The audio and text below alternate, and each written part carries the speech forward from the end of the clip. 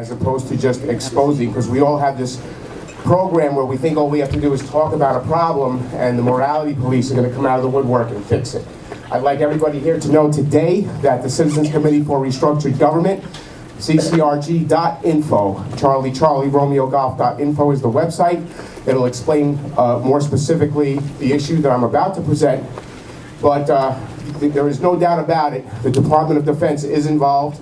We will also send anybody that requests it a copy of a Department of Defense briefing that took place regarding utilizing chemtrails to spray certain viral matter into our environment, which would be absorbed by people to manipulate certain parts of proper functioning of the brain. There are also record numbers of respiratory and health-related issues out there. I'm sure somebody in this room knows somebody that's having some type of sinusitis, bronchitis. It is a reaction to the it's an allergic reaction to what's being done to us. They are spraying, there is no doubt about it. DOD is involved, and as I mentioned, I can't stress enough to contact us and request a copy of the Department of Defense briefing that basically they admit, flat out, some very interesting things, as well as I believe there was an assassin present during that briefing who asks a very interesting question, which is also again depicted in the video. Also, a lot of people here are familiar with something called Project HARP, High Altitude Auroral Research Project. The same scientist, Dr. Bernard Eastland, who has certain patent involvement with HARP, also has patent involvement with the elements that are being sprayed in the chemtrails. Also, my question is for people to ponder is who has the kind of power to allow jet fuel to be infused with aluminum, barium, and other toxic elements and authorized to refuel airplanes with this toxic substance and spray them systematically all over the world. The two countries that are not being hit are Sub-Saharan Africa and China. What a coincidence. Is not receiving the amount of chemtrail exposure that the rest of the world is. But is it a fact? Yes. Is it happening? Yes. Are people going to get up here today and present all this evidence and information on how it's being done and all these other things? Yes. But I want people to remember that when you want solution to not just the chemtrail issue, we have a way of taking our country off of oil. We can reverse many illnesses through techniques that are not being discussed by the AMA. If anybody here is on fluoride, please look up a case. Dr. William Marcus versus the EPA. Chief toxicologist of the EPA was fired from his job in '96 that exposing that fluoride is toxic. So if anybody wants legal proof that fluoride is toxic, there's the copy of the lawsuit, Dr. William Marcus versus the EPA. The fluoride has been approved in our drinking water and various other substances, our toothpaste. So this is one atrocity that again ties into the same entities that are not only authorizing fluoride and other chemical, biological, and electronic manipulations of our reality and health, but it's the legal documentation that backs it all up. And everybody wants proof, proof, proof. We got all the proof you can imagine. A lot of people here are going to present proof. But when you want solution, I want people to think ccrg.info. Thank you. God bless.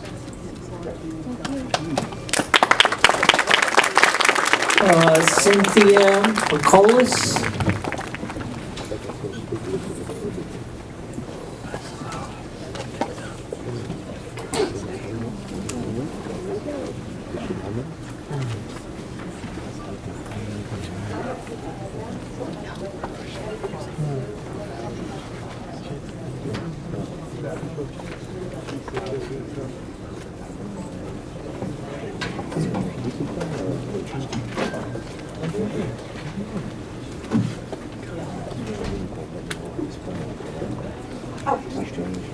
My name is Cynthia Picolis, and I'm with Long Island Skywatch. Geoengineering is defined as actions taken to counter the climate effects of greenhouse gas emissions on the atmosphere. Current research is focused on two distinct concepts. The most discussed technique is solar radiation management, which is also known as SRM. SRM releases particles, known as aerosols, into the atmosphere. The purpose is to increase the amount of solar energy or sunlight that is reflected back to space. The second technique alters the reflectivity of clouds by spraying droplets of seawater into the atmosphere to make the clouds brighter. There are many patents that describe how these two concepts are accomplished. In 1990, Hughes Aircraft Company created the Wells-Back seating patent for the reduction of global warming. The patent describes putting metals like aluminum and barium into jet fuel. Then, water vapor from the jet engine seeds the atmosphere by creating particles that stay afloat to reflect sunlight. Geoengineering would only mask the effects of climate change. In fact, geoengineering adds a greenhouse gas more potent than CO2 to the atmosphere, water vapor. It also does nothing to decrease or prevent rising CO2 and the resultant problems such as ocean acidification. Geoengineering would also significantly increase acid rain.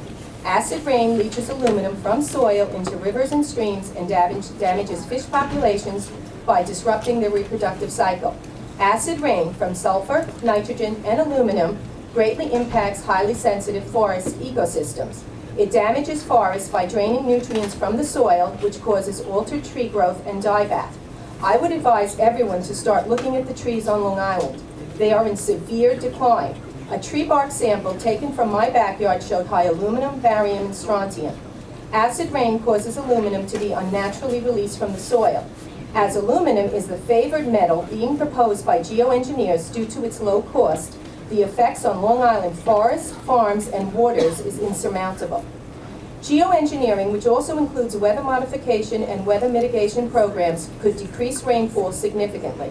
Decreased rainfall would have a huge agricultural impact on Long Island's farming community, trees, water supplies, and citizens. Geoengineering could also increase rain or snow in one area to the detriment of another. It would reduce the total amount of direct sunlight reaching Earth's surface. All plants, agricultural crops, and trees require direct sunlight for photosynthesis, let alone humans. The decrease in sunlight over the oceans could affect precipitation patterns, leading to crazy weather. Geoengineering would decrease effectiveness of alternative forms of energy such as solar panels due to reductions in direct sunlight or diffuse sunlight. Geoengineering would also increase atmospheric water vapor, a greenhouse gas, and cirrus clouds which are formed from the trails which are left by the planes. They spread out, block the sun, and turn our sky into a white haze, which is what we get quite frequently on Long Island. Aircraft emissions are responsible for 4 to 8% of global warming since air temperature records began in 1850. So the panacea they are proposing is actually causing what they are purporting to fix. It doesn't compute. Aircraft are considered the most economical way to disperse atmospheric aerosols into the atmosphere. However, rockets are used all the time. In 2009, the U.S. Navy and NASA dispersed an aluminum oxide dust cloud using a rocket over the east coast of the United States.